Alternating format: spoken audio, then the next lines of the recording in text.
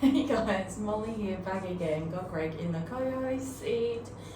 He's super grumpy today because he had a bath yesterday, so naturally everyone hates him and the world against him because I want him to be clean. That's, you know what, that is on me. It was pretty rude of me. You okay? Or are you gonna cry? I think he's okay.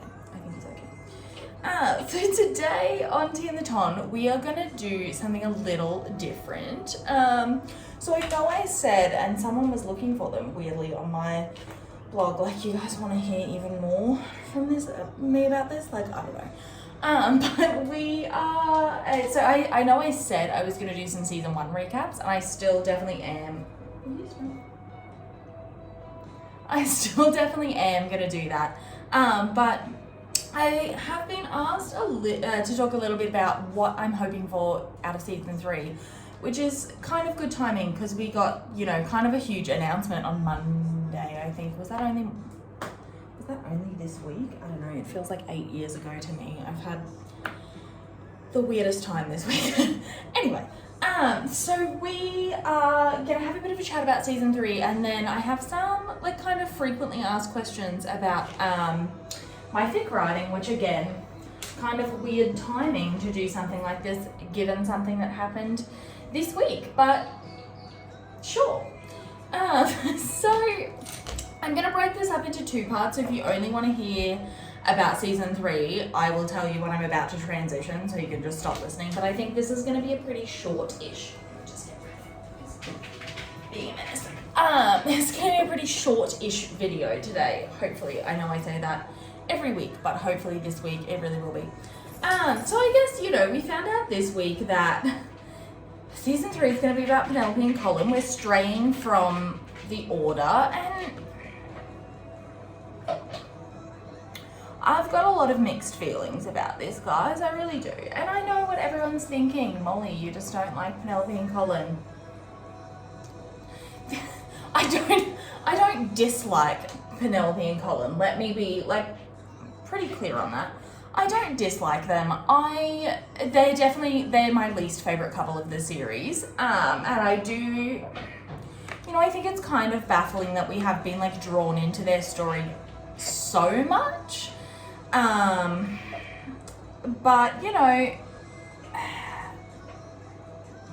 I'm trying to keep an open mind at this point is where I'm at. Essentially, guys, I'm trying to keep an open mind.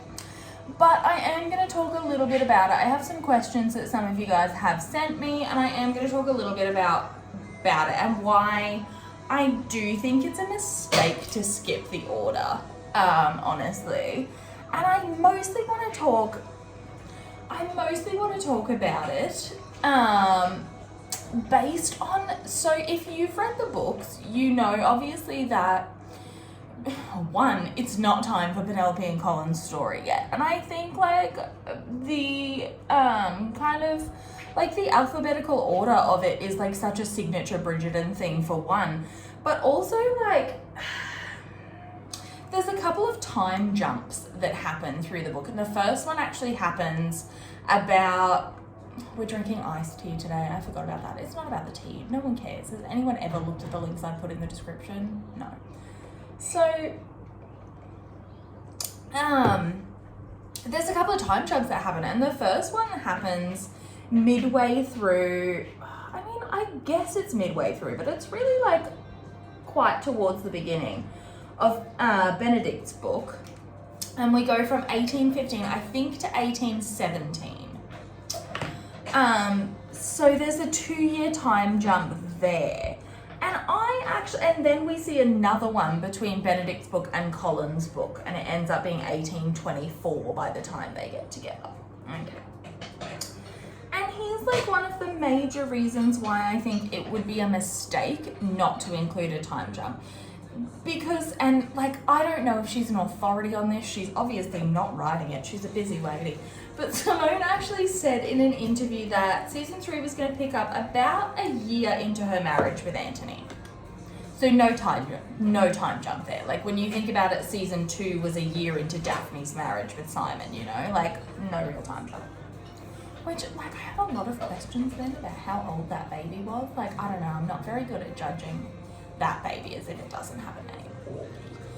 Oh, I hate it. I still hate it. Anyway, so I'm not talking about that. So, it's a year after what we've seen in season 2, and I think like, so, and they created this issue actually inadvertently with season 1 in my opinion, but they made Daphne, so if you've read the books, you've read The Duke and I, Daphne was nearly 21 in her book. She had had a few seasons and she was like a little bit more mature. She was kind of like not really left on the shelf, but like she wasn't the diamond of the season. Everyone kind of just saw her. She was very much, I guess, and I hate this word, friend zone, but she kind of was, you know, that's kind of the situation she found herself in when she met Simon. But the show circumvented that and they made Daphne, I believe she's supposed to be, if it's her first season, she'd be 17, 18. Okay. Which no, doesn't necessarily mean Colin is younger, but it does mean the younger Bridgertons are younger than they ever were, okay? Which means if we're continuing on and we're doing this season after season, which I have my own thoughts, feelings, and opinions on the fact that I think this show is going to wrap up at season 4, and maybe we'll talk a little bit about that. But the younger Bridgertons are younger than ever, you know, because everyone has to follow after that, which means if Daphne's 18, Eloise is 17, you know, Francesca's younger and younger, like everyone's younger and younger. And they've also, I noticed, done exactly the same thing with Colin. So by Anthony's book in 1814, Colin should have been 23, 24, and Benedict specifically tells us he's 21. Okay, so what we're doing is we're already aging down the Bridgertons and aging up their spouses, because Penelope should have been 17 in 1814. I think she probably is 17, 18. And while I don't necessarily think it's a mistake to age Colin down, given some of the behaviours that he presents on screen and some of the behaviours he presents in his book, actually, he presents, to me at least, reading a little immaturely. He's quite jealous of Penelope in a way that, honestly, that's what makes me not gel with him as a character. I have no time for it. Like, you were a man in the Regency period. Stop complaining. Literally the whole world was geared towards you. Like, I've got no time for it, you know? So she, you know, they're younger, and I think we're missing that time jump. I don't know, I just think it's a good idea, especially given the fact that, like, so I had assumed, and this was an assumption, I don't think it was, will you stop? What are you doing, you lunatic? Oh my God, I told you he was grumpy. He's like a little toddler when he doesn't get his way, honestly. And this is a behaviour that I've fostered in him to an unholy degree, but, you know, here we are at this point. What are you going to do? So, what was I talking about? So this was never backed up, I don't think, by anything, but I had assumed that, you know, Nicola Coughlan and Claudia Jessie, Eloise and Penelope, they are quite a bit older. They're in their 30s.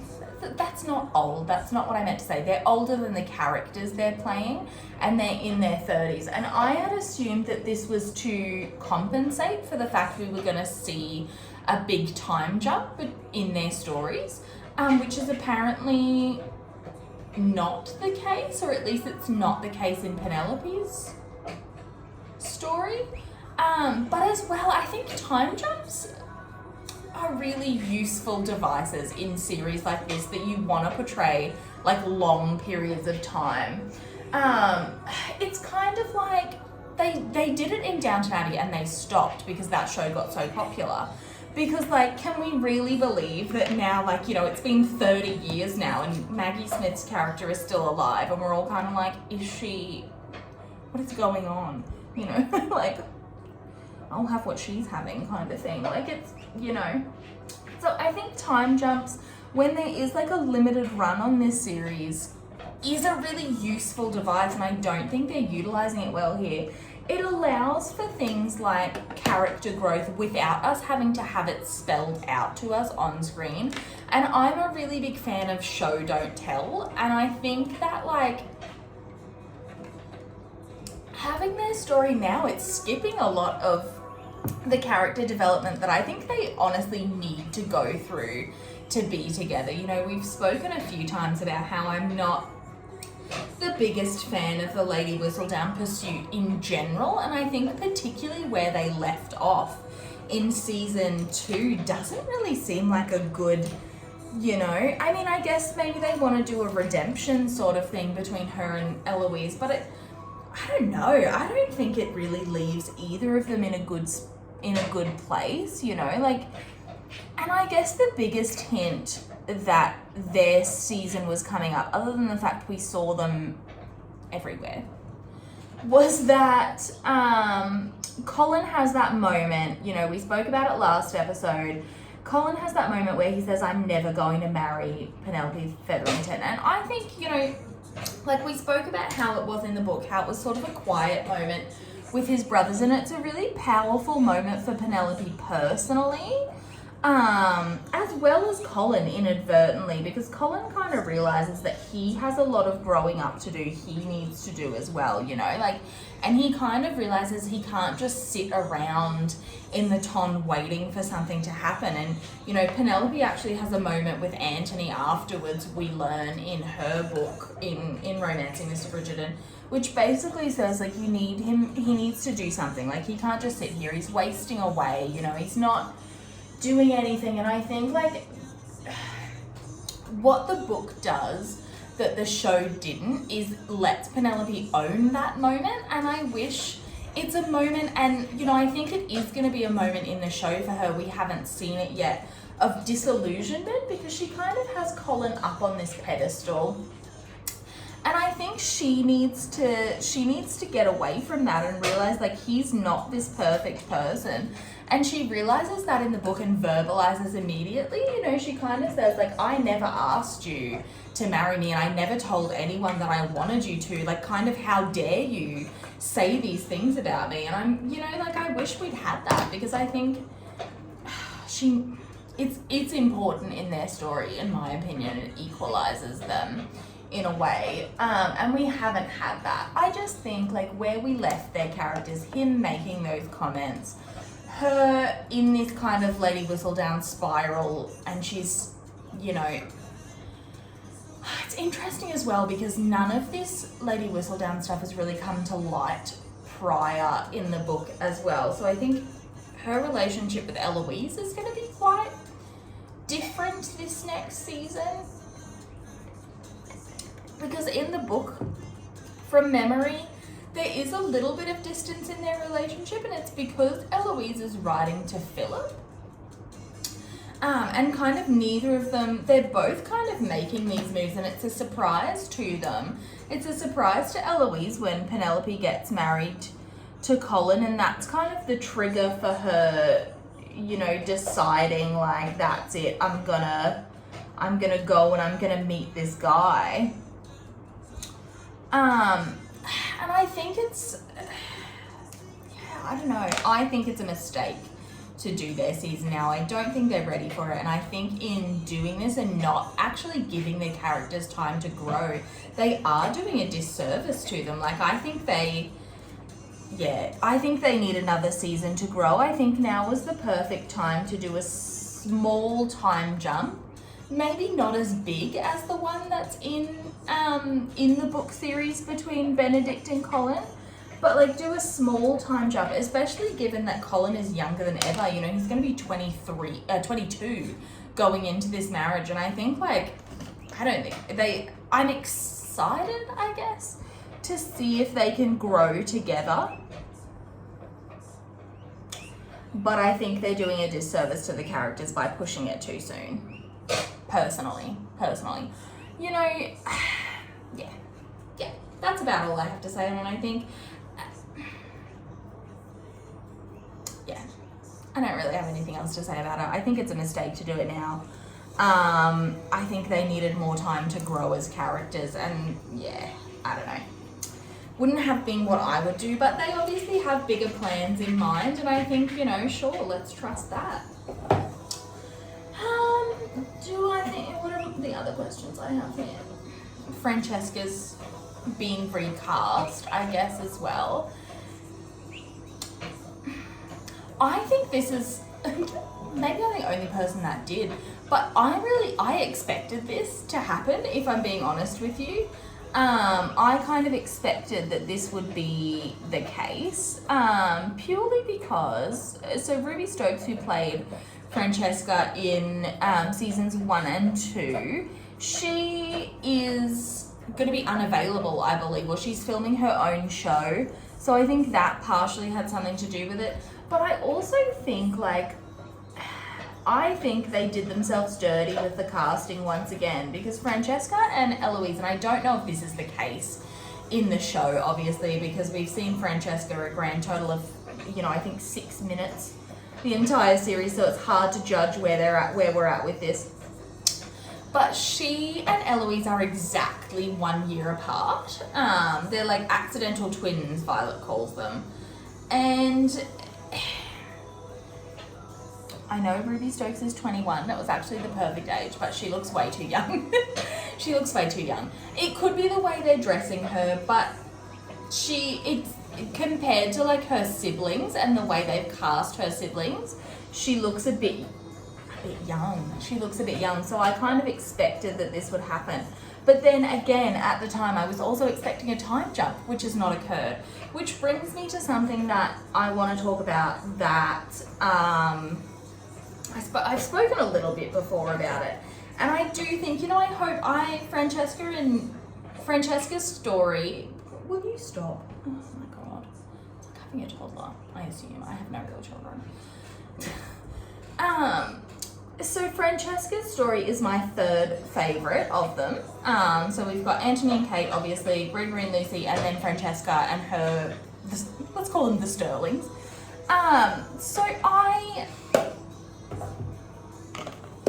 They are going to fall into the same trap. I know they are with the Marina situation. I've said it before, I'll say it again. Julia Quinn is not a perfect author. She is not going to be winning any prizes. I don't think there's plenty of things in her books, like really delicate topics that were handled, you know what I mean, yeah? Were handled not so well. And I think, yeah, but she is very, Julia Quinn is very smart about what she gives you enough information to invest in emotionally, you know. That's why we never hear about their cousin Marina, because she's the Bridgerton's cousin in the book.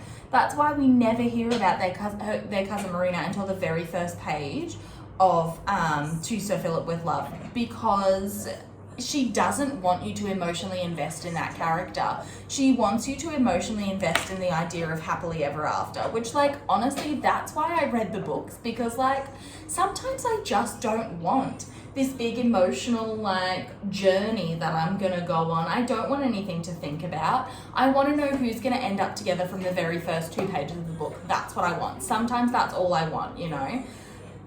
Sometimes I don't want to be sitting there like, wow, look at that treatment in the social justice system. You know, like, sometimes I do, sometimes I don't. And I think, like, she wants you to invest in this happily ever after, this situation the characters have found themselves in. And I think that, you know, if you've read Francesca's book, she gets married, and we never really hear about that. So she gets married in the time jump between Benedict's season and Benedict's book and Colin's book.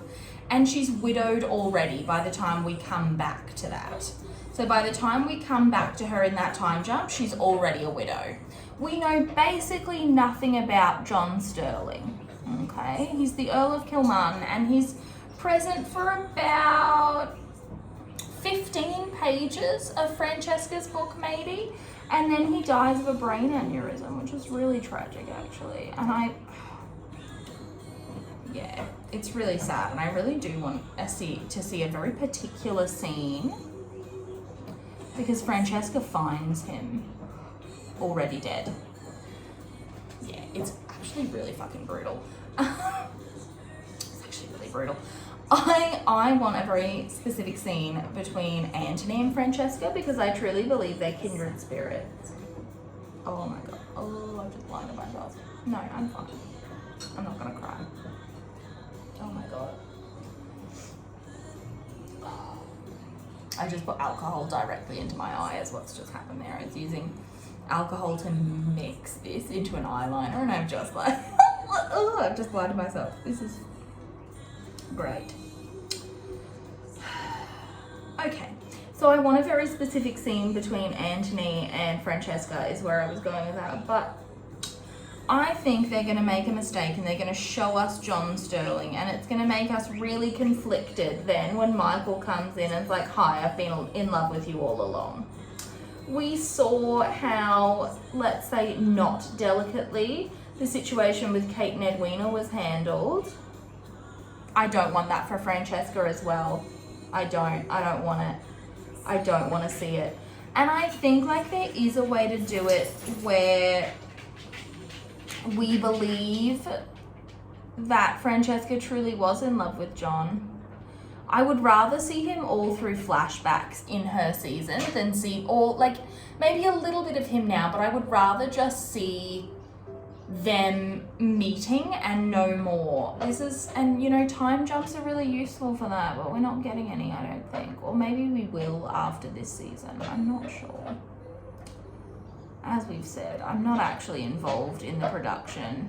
I just do a really good show of pretending I know everything. So, yeah, I think they're going to fall into that trap again. They're going to fall into it, like, I don't know. I don't think it's smart to let us emotionally invest in another character. I'm not about it. I don't want to see it, you know? I don't want to. I really don't. A couple people asked me, like, obviously where my true interest lies, Kate and Anthony, let's talk about it, you know?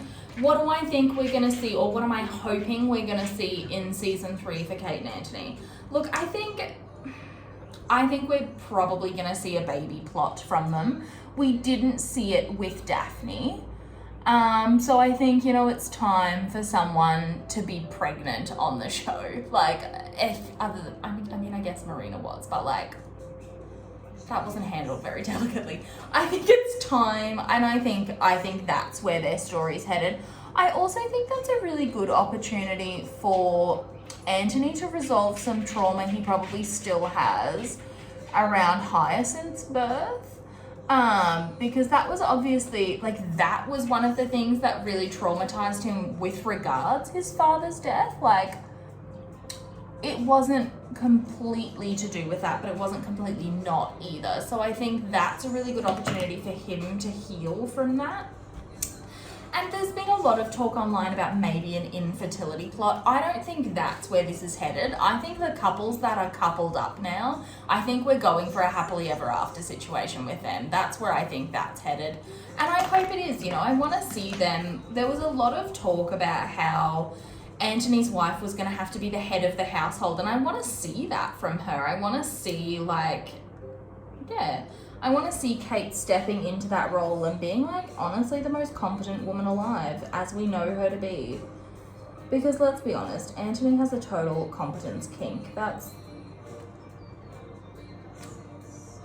Sorry. If you don't think he does, I don't know what to tell you. Like, honestly.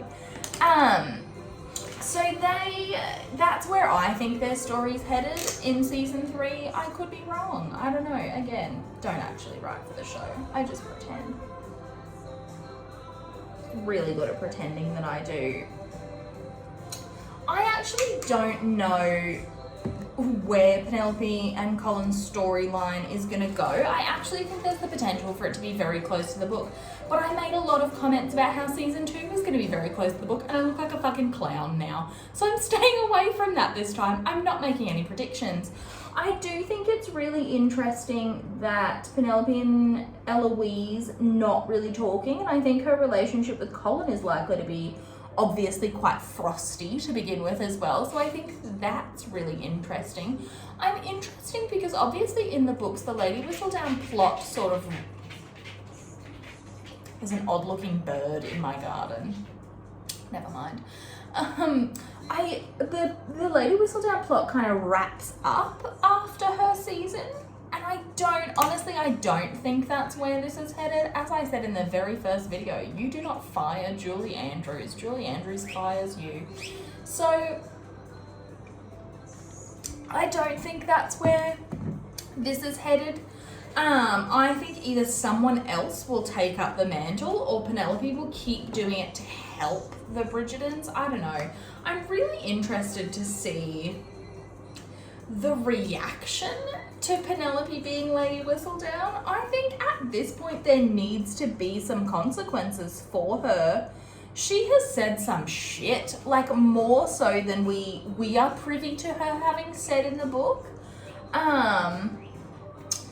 You know, there was that whole situation with Marina. I think like it's gonna be much more dramatic, and I'm really interested to see like the other characters as well as Colin's reaction to this playing out. I'm also curious how Eloise knowing is gonna play a part. Like, is she gonna tell anyone? Is she gonna be the one that tells Colin? I don't know. I actually have a lot of questions about it and how it's gonna play out. I think it's really interesting, and it's another reason why I think it would have been better to have this story build a little more, and maybe Eloise like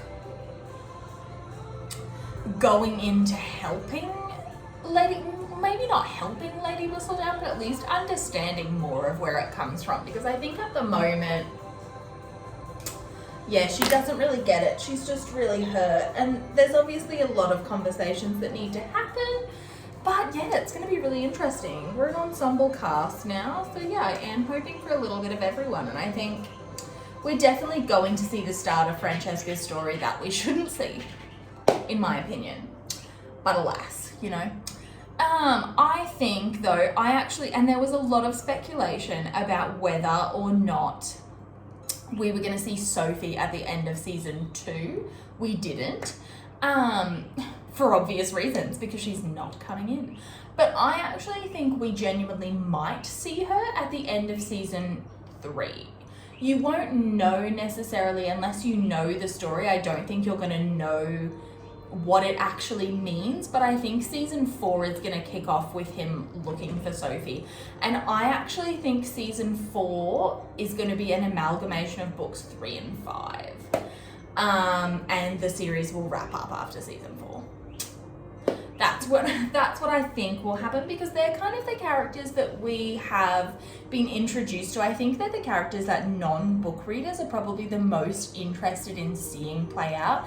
Netflix is making a lot of changes to their lineup at the moment, and I think that it's gonna play really heavily into that, unfortunately.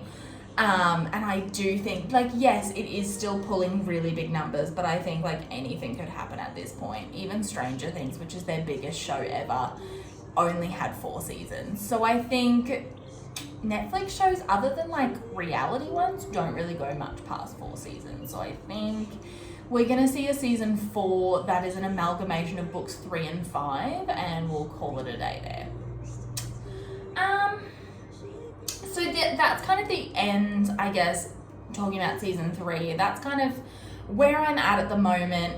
I'm curious to see where they're going with it. I think Nicola Coughlan said this week it seems to be sticking quite close to the book. But, you know, everyone said that about season 2 as well. So whether it was going to at one point and it veered from that, I do not know.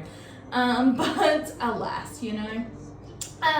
So I do have a few questions about some of my fanfictions. I'm just going to run through really quickly. So if you don't know me, I've written quite a bit of Kate and Anthony fanfiction, and I think everyone that follows my blog, well, I'd like to think, but maybe not. So I had a bit of a disappointing incident, I guess, with it this week, where I found out that someone, for months now, has been reposting one of my fics with changed names to a different fandom, like exactly the same Wording, dialogue, like everything was exactly the same, just the names were changed. Yeah, don't do that, guys. Don't do that. That's really shitty. It's not illegal, no, but it is a dick move. Like, I don't have a copyright on it for obvious reasons, but like, what a dick fucking move. Just don't do that. Just don't do that. Appreciate fan creators. I think like every fic I write, every fic I post, so I am going to post one today, Uni Fuckboy Anthony, if you've been following my snippets on that. We are posting that later today, and I've been writing it since, so it's, what time is it? It's 2:10. Yes, I'm just getting ready, don't judge me, it's a Sunday. It's 2:10. I've been writing it since 11 o'clock yesterday, and this is just one chapter. This is just a one shot. It's about 10,000 words at the moment. And that kind of tells you, like, I think, like, fan creators, whether you make videos for YouTube, whether you do art, whether you know, make costumes, whether you write fan fiction, there's a lot of time and effort that goes into that. Every like multi-chapter fic I post, that represents, you know, every chapter takes about, even short ones, like ones that are about 3,500 words, they take about 4 to 5 hours to write. So I think every chapter, like every fic is about 200 hours worth of work that goes into it, you know, like planning, creating, editing, and I think like just don't repost it as your own work. That's really shitty. Don't write a really detailed author's note telling everyone that this is your very first fan fiction when you know good and well you've copied and pasted it from a different tab. Don't do that. Don't do that. So that was really disappointing, but we're moving past this. It was Good Girls, by the way, which, like, if you haven't read any of my fanfiction and you're still watching this video, it is kind of like an early 2000s bad boy, good girl, high school situation, and it is genuinely one of my, I think it's, other than like the Bridgerton and Sons universe, which was my very first one, it's my favourite fanfiction that I've written, and it kind of sucks that it was that got taken, but you know, the way I'm about to double down on it being mine is absolutely sickening. So someone asked me to rank my fic Antonies in unhinged behaviour, and it's really if you've read my fic, you know that I love to write Antony as a capital S simp. He is down bad, and you know what he should be. It's what Kate deserves, actually. It's what she deserves, so I don't feel guilty about that. But instead of doing every single one, I'm going to tell you the least unhinged, I think, and then a top 5 for the most unhinged, because I have quite a lot of universes and I couldn't go through them all and like categorize it. It was like picking a favorite child. So I think the most unhinged is Bridgerton and Sons Anthony. He's not that unhinged. He loves his wife, but like, no, you know what, even he has been quite unhinged through the years. But he's just the least. Comparatively, he is the least. But there are a couple of ones on this top 5 that you guys haven't seen yet. I've just started writing them. Little preview into it. So number 1 is Good Girls Anthony. That boy, he was down bad from the time he was 14 years old. Like, he was in deep. He was really in deep. He's been in love with her for like years by the time they get together, when they're 18 even. So like, blessings and riches to him, you know. Uni Fuckboy Anthony is number 2, which you guys haven't seen yet, but let me tell you, he's a lunatic and I love it. It's what she deserves. Gold Rush Anthony is number 3. Gold Rush was a Olympics AU where he and Kate had met and spent the night together a few years before when they were at university, and then his father died and they fell out of contact. And so then they meet again at the Olympics. He's a swimmer, she's a beach volleyball player, and they meet again at the Olympics and decide to kind of like hook up for the Olympics, and he's just completely unhinged the entire time. It's incredible. Number 4 is an AU I've been teasing for a little while, Handyman Anthony. So I spoke a little bit about this in my pre-season 2 video, which I think about 3 people watched. But Handyman Anthony is a situation where Kate mistakes Anthony for the handyman of their building. And he is kind of like, sure, let's do this. I know how to fix a deadbolt. And he then ends up in the situation where he's got to pretend to be her handyman, and he obviously knows nothing about being a handyman, but she's really pretty and he's gonna go for it, you know? And number 5 is Forest Daddy Anthony, Take Me Home Country Roads.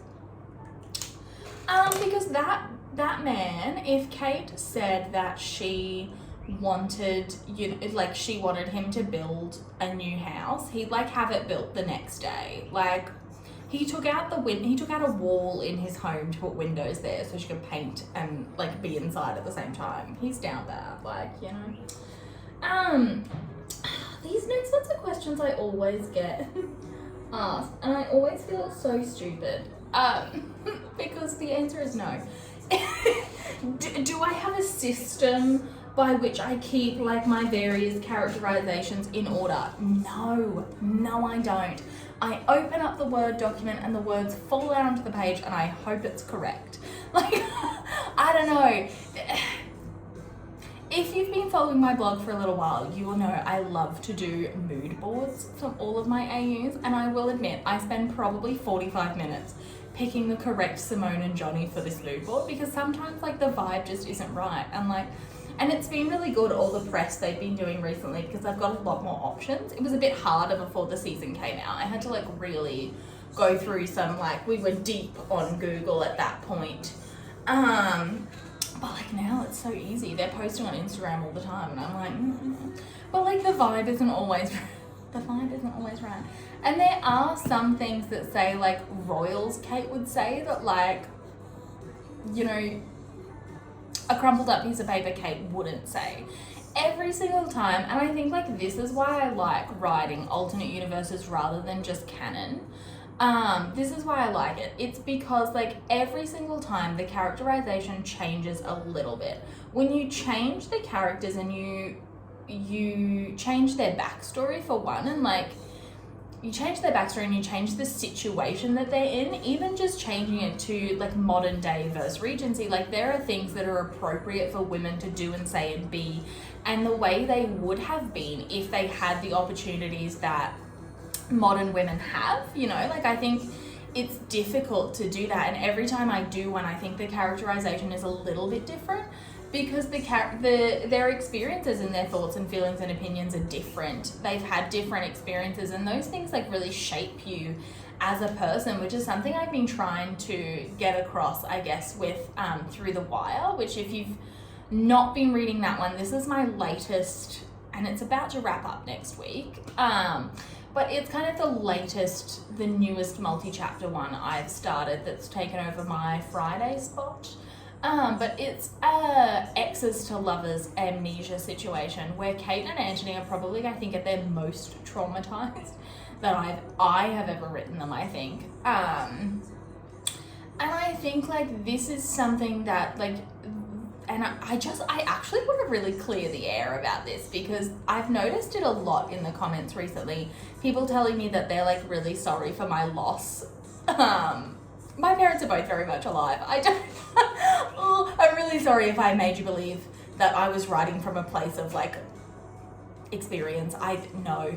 My parents are both still very much alive. My mum lives in the town I grew up in and my dad's back in England now, but they're both still very much alive. I have great relationships with both of them,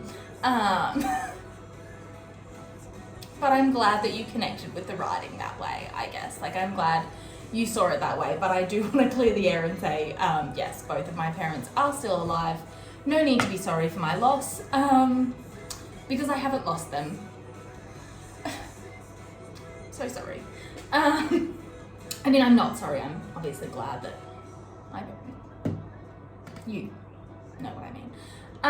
But I think like your experiences really do shape you as a person, and like the situation they're in that fic is not necessarily supposed to be comfortable. Like, I'm not trying to glamorize the situation, like the fact that they're both stuck in this relationship that they, you know, and Anthony doesn't even know why she's behaving this way. But I think, like, I'm not trying to glamorize it through that. That's genuinely, like, unfortunately sometimes you don't get closure on things, and it does shape you as a person, like, and you can't move on from that until you do get it. And I think that's, you know, that's a really interesting, I like to kind of, and this is such a pretentious thing to say because I'm not a writer. If you don't know what I do for work, I'm a dentist. Yeah, I'm a dentist. I work in rural Australia.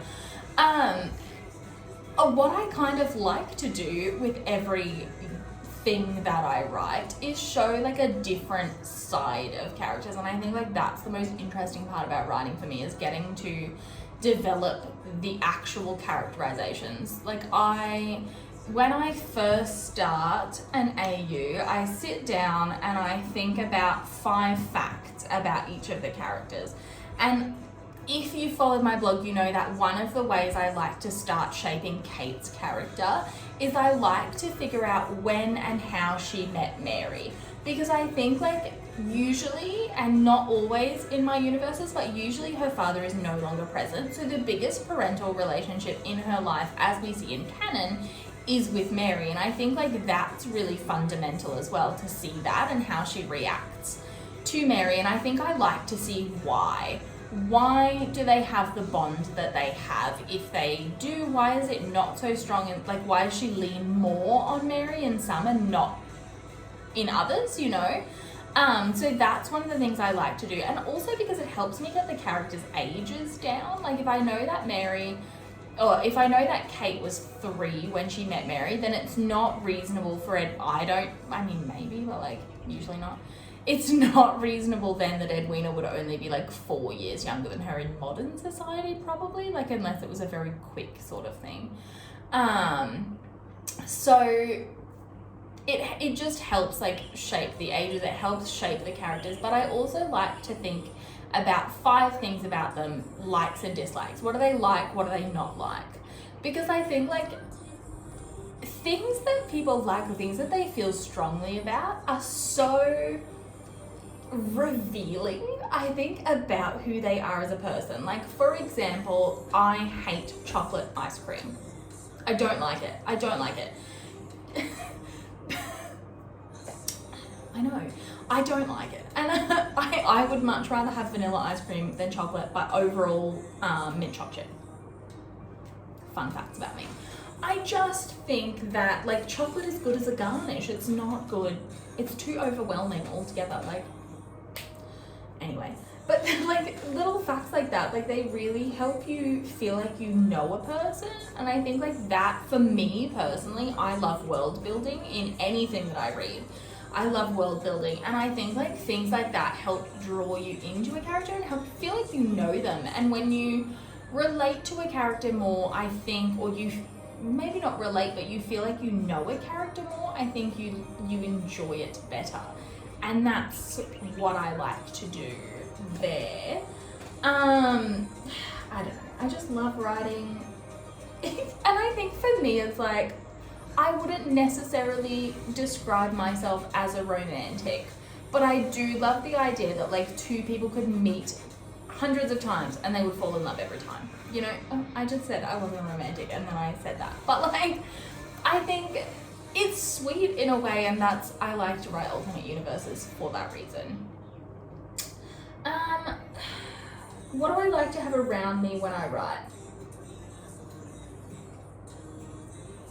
Do you guys have, like, processors? I don't know. I usually just put the TV on. This morning I'm trying to finish. I need to go out and get some groceries, and I really am gonna sit down and finish it. I said it was gonna be 8K, but this story that I'm, like, we're at 10K, there's no end in sight, guys. Like, we're looking at 12 to 13 at this late stage. But, like, this morning I was watching Conversations with Friends. I'll give you a quick opinion on it. I don't love it. It's a little bit boring for me. And I really like Normal People, so I was really hoping I was gonna like this, but no. Usually I just watch TV and I do have, like, playlists for every universe, the same as I have mood boards. You can find them all on my Tumblr. You can follow me on Spotify, I guess, if you want. There's always a playlist, but I don't, oddly enough, generally listen to the playlist while I write it. I don't know why. I think because and this is going to be a very telling fact about me, I need to be doing 8 tasks at once or I don't feel like I'm accomplishing anything. So I need to be watching the TV and listening to an audiobook and writing all at the same time, otherwise that's not productive time. It's just who I am as a person. Is it undiagnosed ADHD? Who knows? If you can say it this late stage, you know? So yeah, I guess to wrap up, let's do a rundown. People have asked me about my favourite Kate and Anthony fic on AO3. And I think if you guys have followed me for a while, you know what I'm going to say. It's called The Story of Us. It's written by Irish Seeker, and it's a friends to lovers one, and it follows them over, I think, about 6 years. Or more than that, maybe. It's nearly a decade that it follows them over, and they met at university and they were enemies at first, so it's really like an enemies to friends to lovers, and it is so beautifully written. It's my absolute favorite. You can find it on AO3. It is absolutely beautifully written and I love it. I've probably read it upwards of 20 times. Like I just love it. I think it's great. And yeah, I love the kind of writing, and it's funny because I don't necessarily think mine is this way, but I love the kind of writing, and I'm gonna say something very white right here, that's like a Taylor Swift song, but I love Taylor Swift. I'm a white millennial, we love her, you know. I love the kind of writing that paints a very vivid mental picture for you. Like, you know, when you listen to 'Tis the Damn Season by Taylor Swift or All Too Well, and you can see it all playing out in your head because, like, she describes everything to you. Like, you know, you can see the mud on the truck tires, you can see, like, the snow falling. That's the kind of writing I love. And that's the kind of writing this is. It's beautiful. Please read it. And tell her Molly sent you. So yeah, I guess that's where we're at. Season 3, you know, I'm excited about it, I guess, but it's different for me, I guess, because, you know, last season I was really excited. They were my favorite couple of the series. This season, Benedict and Sophie, I love Sophie. I don't love book Benedict. Show Benedict, you know, he's pretty cute. But, like, I think either way this was going to go for me. I didn't really have, like, a super horse in the race. I was going to see Kate and Anthony either way. You know? So I think it's different for me now than it was before because I've already seen my favourite couple and I'm still invested in this show. I think they've made some mistakes, but I think, like, it's still a show that I love and still, like, a world that means quite a bit to me.